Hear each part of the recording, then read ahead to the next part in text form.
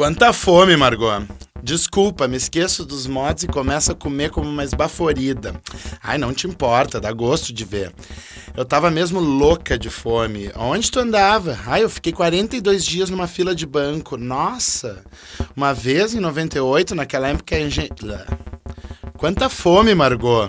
Desculpa, me esqueço dos mods e começo a comer como uma esbaforida. Não se importa, dá gosto de ver. Eu tava mesmo louca de fome. Aonde tu andava? Fiquei 42 dias numa fila de banco. Nossa!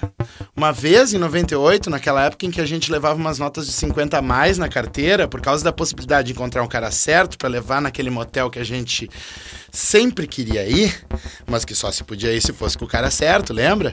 Aquele, na General Galácio, passando a Fagundes Tort, uma quadra depois do Master Sports, onde os guris jogavam bola, lembra? Ai... Então, em 98, quando eu tava naquela...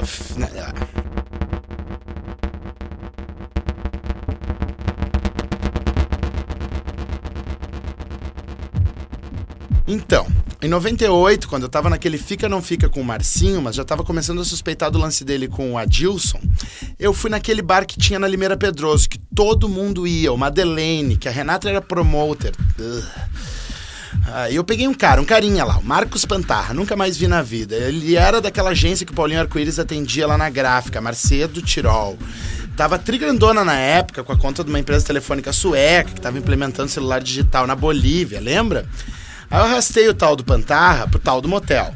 Ele também tava de carro, daí resolvemos ir no dele e deixamos o meu no estacionamento do bar. Mas quando chegamos lá tinha uma fila gigante, com muitos e muitos carros. A princípio rimos das pessoas, coisa e tal, mas lá pelas tantas a coisa começou a ficar constrangedora. Aí nós ali, a fila absolutamente parada, só aumentando, já dava...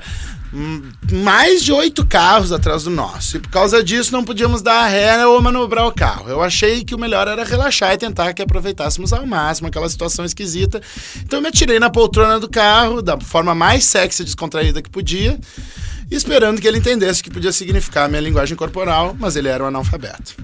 Ficou lá reclamando da fila, do mau atendimento, do cara do carro da frente, do carro de trás, de todas as minas que ele pôde contabilizar na direção, inclusive anotou, né?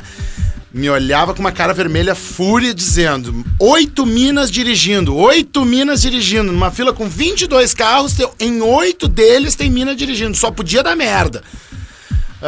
Reclamando. Daí eu peguei no sono, devo ter relaxado demais. Deu no que deu. Nunca consegui estrear o tal do motel, faliu, lembra? Ou algo do gênero.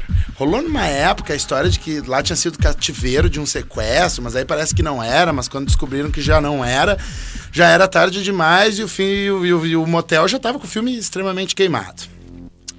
Ai, que horror. Pois é, eu passei 22 dias... Não.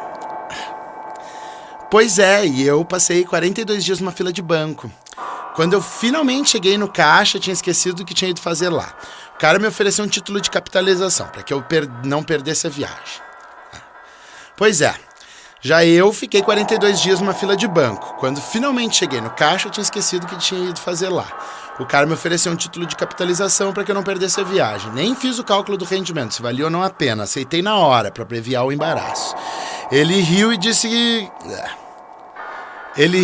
pra eu nem me atucanar que isso estava sendo tricomum, né? Ele riu e disse pra eu nem me atucanar que isso estava sendo tricomum nesses dias de fila de mais de mês. Imaginei que ele risse, na verdade, satisfeito com o crescimento das vendas de título de capitalização para bobados que, como eu, após semanas e semanas na fila, esqueciam por que diabos tinham entrado nela. Imaginei, chutando o número na minha cabeça, na comissão que ele ganhava com aquelas vendas. Tinha mais é que rir mesmo. Foda. Muito foda. Mas tomava ao menos uma água. Tinha um gurizinho que nos trazia água com gás 3 vezes ao dia. E em que motel rolou aquela história do Adilson, que tu e o Marcinho tinham ido?